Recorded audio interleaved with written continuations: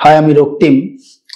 তো বইমেলা তো শেষ হয়ে গেছে এবং বইমেলা থেকে কেনা যা বইটই কিনেছি সেগুলো পড়াও প্রায় শেষের দিকে, দুই একটা পড়ে আছে।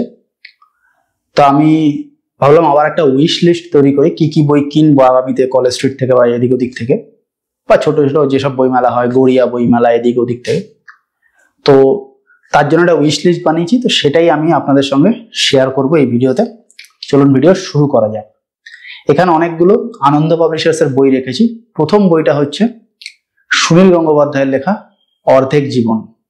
এই বইটা সম্বন্ধে আমি যেটা শুনেছি, সুনীলের আংশিক আত্মজীবনী বলা যেতে পারে এই বইটাকে, এবং স্বাভাবিকভাবেই কিছু কিছু তার রাজনৈতিক মতাদর্শ 60-এর দশক 70-এর দশক এই বইটায় উঠে এসছে। বইটার আমি অনেক নাম শুনেছি, আমার নিজের পড়ার এখনো সুযোগ হয়ে ওঠেনি। তো আমি এই বইটা পড়ার ইচ্ছা প্রকাশ করছি এবং আগামী দিনে সম্ভবত এই বইটা আমি পড়ে ফেলবো। এর পরেরটাও আনন্দ পাবলিশার্সের বই। এখানে একটা কথা বলি, আমি বইগুলো যা কভার পাচ্ছি এদিক ওদিক থেকে সেগুলো বসিয়ে দিচ্ছি। আনন্দ পাবলিশার্সেরই বই এবার, সেটা হচ্ছে সুনীল গঙ্গোপাধ্যায়েরই নিঃসঙ্গ সম্রাট। উনি জীবনীমূলক উপন্যাস লেখায় অলমোস্ট পিএইচডি। ওনার মনের মানুষ অত্যন্ত পপুলার একটা উপন্যাস, রানুও ভানুও কিছুটা জীবনীমূলক, তাই নিঃসঙ্গ সম্রাটকে আমি চুজ করেছি জীবনীমূলক বলেই। এটা যাত্রা বা থিয়েটারের কিংবদন্তি মানুষ শিশির ভাদুরীকে নিয়ে একটা জীবনীমূলক উপন্যাস, এবং আমার দৃঢ় বিশ্বাস এই বইটাও খুব ভালো হবে। এরপরে আনন্দ পাবলিশার্সের তৃতীয় বই। এক্ষেত্রে একটা কথা বলে দিই, আমার এই উইশ লিস্টে কিন্তু কোনো থ্রিলার বা গোয়েন্দা গল্প, তথাকথিত কিছু গল্পের মধ্যে রহস্যের একটা ব্যাপার থাকতে পারে, কিন্তু তথাকথিত থ্রিলার বা গোয়েন্দা গল্পকে আমি জায়গা দিইনি, এবং আমি চেষ্টা করছি ক্লাসিক বা ওই টাইপের পড়া আবারও আগের মতো বাড়াতে। তাই আপনারা কিন্তু ওই টাইপের আবার এই উইশ লিস্টে জায়গা পাবেন না। তৃতীয় যে আনন্দ পাবলিশার্সের বই, সেটা তমাল বন্দ্যোপাধ্যায়ের লেখা।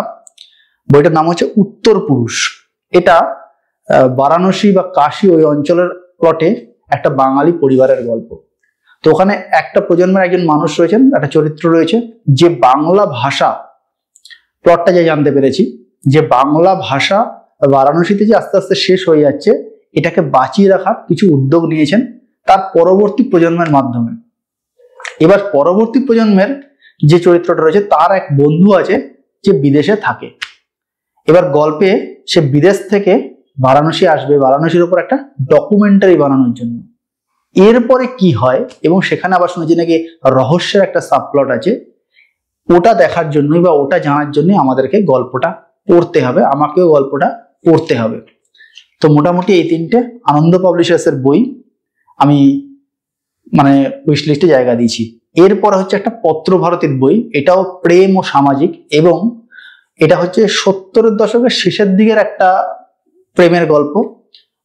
একটা কাপলের, সম্ভবত তারা ম্যারেড কাপল, তাদের প্রেমের গল্প, এবং তাদের প্রেমে সম্ভবত তাদের বিয়ের আগে থেকে, তারপরে বিয়ের পরে, এবং 70-এর দশকের যে রাজনীতির কথা অনেক সময় সাহিত্যে অবতারণা হয়, সেই রাজনীতি কিভাবে এফেক্ট ফেললো, এই সমস্ত কিছু নিয়ে কনফ্লিক্টে দাঁড়িয়ে আছে।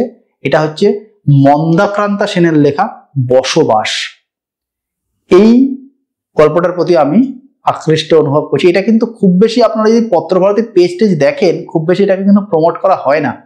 এটা খুব নিজের আগ্রহে, যে আমি সামাজিক প্রেম এই টাইপের পড়বো, নিজের আগ্রহে আমি এটাকে খুঁজে বের করেছি। পত্রভারতীর যে হোয়াটসঅ্যাপ রয়েছে আমার কাছে, যে গ্রুপে আছে, সেখানেও পত্রভারতী থেকে যেসব মেসেজগুলো আসে, তাতেও কোনোভাবেই এই বইটার কথা বলা হয় না। তাদের এখনকার খুব বাজার চলতি বইয়ের কথা বলা হয়, সেগুলো ডেফিনেটলি ভালো, কিন্তু এই বইটার কথা কিন্তু খুব বেশি বলা হয় না। আপনারা কজন এই বইটার নাম জানতেন, যদি সম্ভব হয় আমায় কমেন্ট করে জানাবেন। আমার খুব ডাউট আছে কজন জানতো। আমি খুঁজে খুঁজে বের করেছি, তখন আমি এখন এই টাইপের বই পড়ায় ফোকাস করেছি। এবং এই ছবিটাও দেখুন, একটা কাপলের ছবি রয়েছে, এবং ছবিটা খুব ইঙ্গিতবাহী।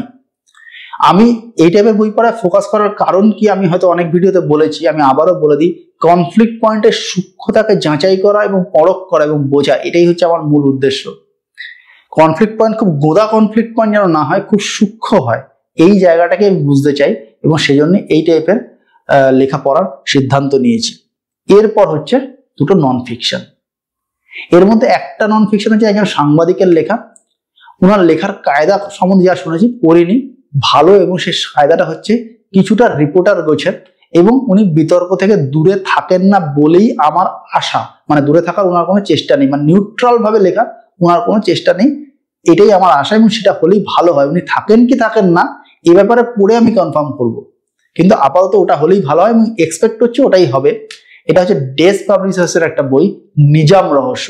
আমি কভারগুলো যেহেতু বসাতে বসাতে যাচ্ছি, এটা বোঝাই যাচ্ছে ওই নিজাম টিজাম ওই সময়ের প্লটে একটা কোনো নন ফিকশন উনি লিখছেন, ঐতিহাসিক নন ফিকশন, এবং সমৃদ্ধ দত্ত এর লেখকের নাম।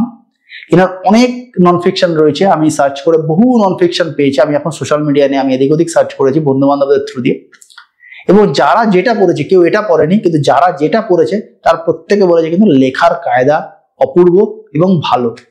তো ডেজের বই এটা পড়ার খুব ইচ্ছা রয়েছে, আগামীতে এটা সংগ্রহ করে আমি পড়ব।